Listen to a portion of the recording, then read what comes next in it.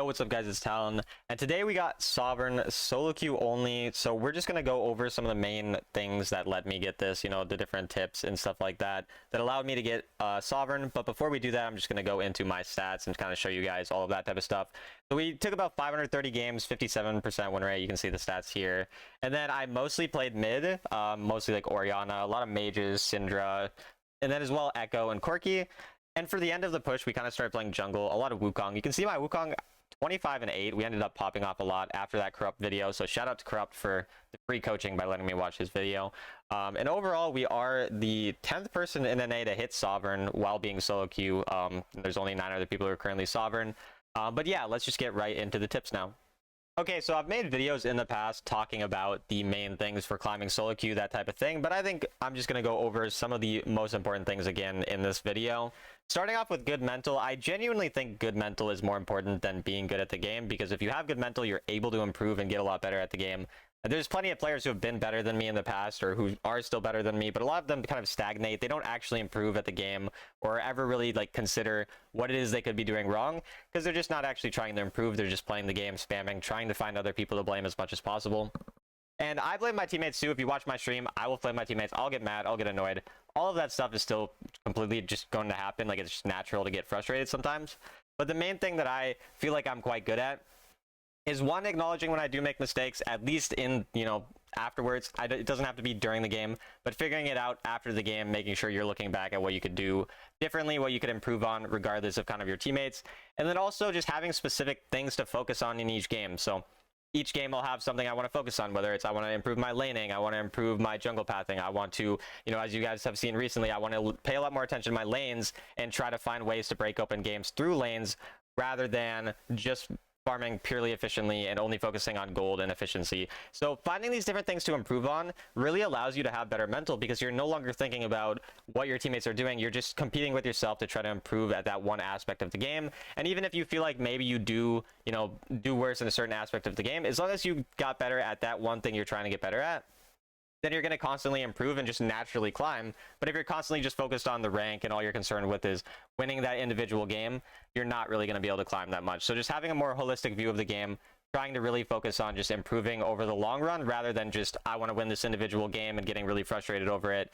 That is definitely one of the biggest things, if not the biggest thing, that allows me to climb pretty well. And usually when I lose sight of that is when I end up getting hard stuck or tilting, that type of thing.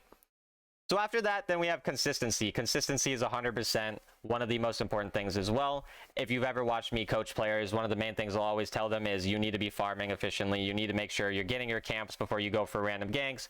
If you're a mid laner, you're pushing your wave out before you rotate. All of these types of things matter so much, because this consistency is what's going to win you games over the long run. Yes, making those really risky plays, it's going to win you every now and again a game that wouldn't have been winnable. But if you're not making the consistent play that works out 95% of the time, you're going to be losing all of those winnable games that actually, your team was decent, but you still need to play consistently well in order to carry. So that's why consistency, and especially farming and efficiency, is by far the most important thing, where again, you're getting your wave before you rotate, you're pushing your wave out before the objective, setting up for those objectives, you're farming your camps before you go for that gank. Those different types of things are really, really important.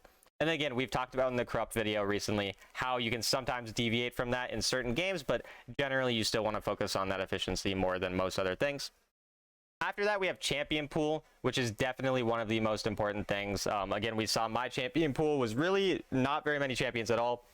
It was a couple mages, an AD mid laner, one assassin, and then obviously the Wukong in the jungle. So just finding the small amount of champions that work well for you is going to be a lot better than playing 20 different champions, because you just can't get good at the mechanics of all of those champions, especially if you don't have as much time to play as me. Obviously I spam the game a lot because it's sort of a job in a sense, so I'm able to play the game and invest a lot more time into it. But most of you probably are working or at school or doing these things that mean that you don't have as much time. I mean, obviously I'm still in school a lot of the time as well, doing the same thing, where you have to really invest a lot of your time into getting good at a few champions, really learning the mechanics of those above all else. That's 100% what's going to allow you to be able to climb, rather than focusing on a bunch of different champs, because then you get too concerned with the mechanics of the champion, you forget what you're actually doing. Whereas if you're playing a champion you've already played 1,000 games of, you're not really going to even have to think about the combo. You can think about the decision making and the stuff like that. And then after that, risk assessment is another really important thing that I feel like a lot of players don't really understand. So we even see in this situation that we see right now on our screen, where in this situation, my team is down a lot of gold. The game's going poorly. And so in this situation, I want to play around my really strong person, dive the Yone, who is losing lane, play around my one person winning lane so that I can then get my break open the game by getting this top lane turret, getting these plates, and actually like having some type of win condition. Whereas, you know, the rest of my map's going really poorly, the game's going really bad, so I'm going to make this more risky play.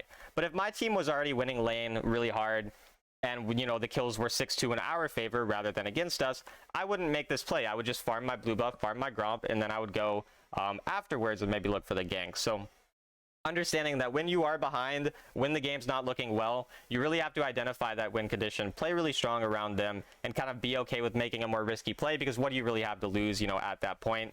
You're probably going to lose the game anyway, so you might as well make a more risky play. And you're going to see, you know, in this game, if the gameplay keeps going on, that the Aatrox does carry, and a lot of that is due to the fact that we were able to play around him early and get him that lead. So that's just something to understand. Whereas if you're ahead, or if you're ahead overall, then you're going to just make the consistent play that's going to work out 95% of the time. So that difference in risk assessment is important. And similarly, building also matters when you're ahead versus behind. So when you're ahead in a game, you can build a lot more defensively. Because if I'm already really, really fed, I'm going to have enough damage to kill anyone anyways. So I might as well, you know, grab a stasis to make sure I don't throw away my lead, or grab, you know, a guardian angel or whatever defensive item works against the enemy. But if the enemy are way ahead of us and I'm a burst assassin who's focused on one-shotting my enemy, I can't one-shot my enemy if I'm itemizing defensively, because I have so little gold already because of the fact that we're behind. So I need to understand my champion's goals in the game, and, you know, whether or not it makes sense to itemize more aggressively or defensively. Again, understanding that difference between playing behind, or from behind and from ahead. It's like the overall risk assessment thing, again, kind of as we mentioned. So that's kind of the main stuff gameplay wise. When it comes to mindset, then there's a few things I want to mention as well, because mindset really is a big part of solo queue. It's a very frustrating, you know, thing to play in general compared to playing duo queue. So time investment, like, you have to invest a lot of time if you're going to play. You saw I played 530 games. I assume most of you would consider me a pretty decent player. 57% win rate solo queue, and it still took 570 games to get to Sovereign, so, or 530 games rather, to get to Sovereign. So it takes a while regardless, right? So you have to be willing to put in time. I would say look at your win rate, whatever your win rate is on average throughout the seasons. Do the math on how many marks that is going to be per 100 games, and then determine how many games you need to play to get to your desired rank. And then kind of just, you know, average that out, play that many throughout, you know, the season each day. That's typically how I kind of go about things. And then the last thing is really, like, rather than being super worried about what rank other people think is good, because a lot of times people will tell me, like, hey, Talon, I just got this rank. Is this good for with this many games, with this win rate? Don't really be worried about what I think or what a random other person thinks, because if you ask me, for example, I've played this game for 4 years. For the last 3 years, I've played for a minimum of 4 hours every day while investing a bunch of time into learning the game, asking pros how to get better, etc. Of course, my perspective, most people I'm probably not going to view as that good. So if you ask me if I think that whatever you did is good, I'm probably not going to think it's that good. Maybe I will. You never know. But it just doesn't matter. Like, nobody cares what I think in the end.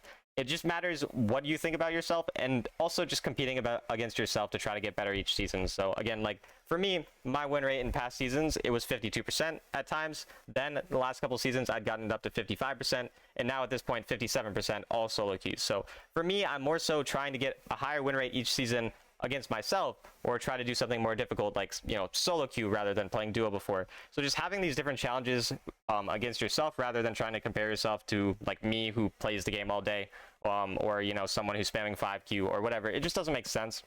So yeah, overall, I was just kind of going rapid fire through all of the main points, because I don't want to waste too much of your guys' time. Just want to talk about the main things. But again, to reiterate the main things, good mental is by far the most important thing.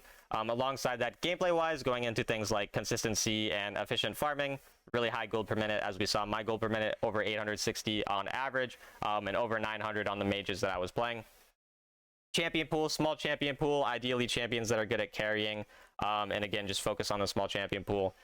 And then make sure you're making those more game-changing, risky plays only when you're behind, whereas when you're ahead, or like outscaling and decently even, probably just going to look for the more consistent play most of the time. So understanding, again, that risk assessment, playing around the proper win conditions, understanding, you know, like in this game, again, my Aatrox, he's made the main win condition, so I played around him pretty heavily. And then the last things, again, like, make sure you understand the time investment that you're going to put in order to achieve your desired rank. and then again competing more against yourself and trying to improve rather than comparing yourself to other players. Genuinely, I know like some of that stuff sounds kind of corny, but it really is like what actually helps me get better and what has helped me climb. Even if it sounds kind of cliche, like that is, you know, sometimes cliches are true for a reason. So yeah, I also do coaching, if you guys didn't know. For just $25 an hour, I do coaching. I have a bunch of examples of my coaching on my YouTube channel, so you can see kind of what it looks like, basically reviewing 2 games, just going over kind of the key mistakes, and then writing out some notes for you guys at the end. You can also become a member of my channel if you want access to over 70 pages of coaching notes. You can just DM me on Discord with proof of the fact that you're a member, and I'll give you that as well. You also get some like cool little emotes and a badge and stuff like that. So yeah, that was kind of it for the video. Just wanted to show you guys we got solo queue to Sovereign. Next up, we might be trying to get Legend. We'll kind of see. But yeah, hope you guys enjoyed, and I'll see you in the next video.